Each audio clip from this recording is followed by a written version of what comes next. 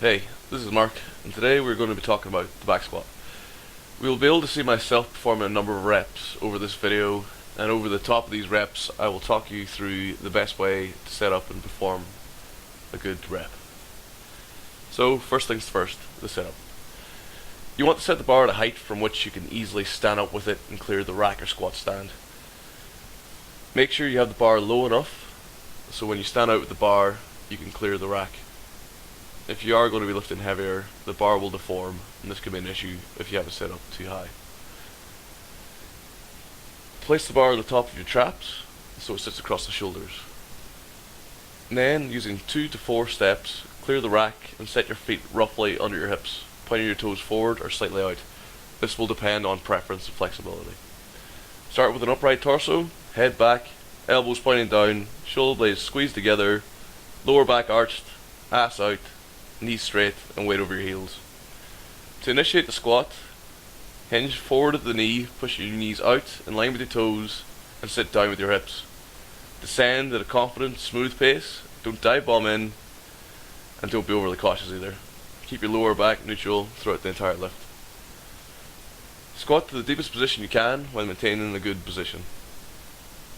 On the upward phase, you should drive into the bar explosively, pushing your head back and squeezing your elbows down as you rise. As you ascend, you should be aware of your hips and be looking to bring them back under the bar as soon as possible. Think chest back, hips forward as you come up out of the hole.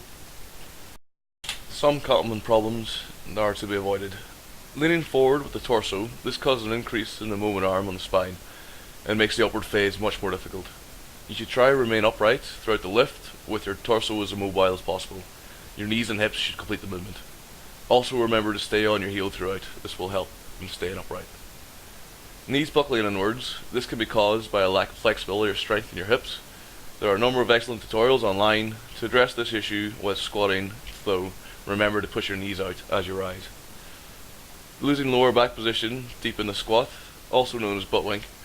This is commonly caused by inflexibility in the hamstrings, but can also be caused by a myriad of other factors. If butt wink is causing you to lose your position out of the bottom of the squat, resulting in you rolling forward onto your toes and leaning with your bum out of the bottom, it's probably an issue you need to address. To address the issue, you need to work on your flexibility and mobility throughout your hips and lower body, targeting specifically your hamstrings, glutes, hip flexor and ITB band. Foam rolling the ITB band and glutes can also help in this process. Whilst you do this, you might want to limit the range of motion you squat to, squatting down to a depth from which you can ascend with an upright torso. As you improve, you will be able to achieve a deeper position and come up out of the bottom straight. However, this is not the case for everybody. There are a number of very good lifters who exhibit butt wink, notable example of which being Iger Gagan, who squatted 400 for 3 in wraps and a belt only. So be mindful of this before you start endeavouring to fix a problem you might not need to address. This concludes our brief tutorial of the squat, and hopefully this will form first of a number of tutorials.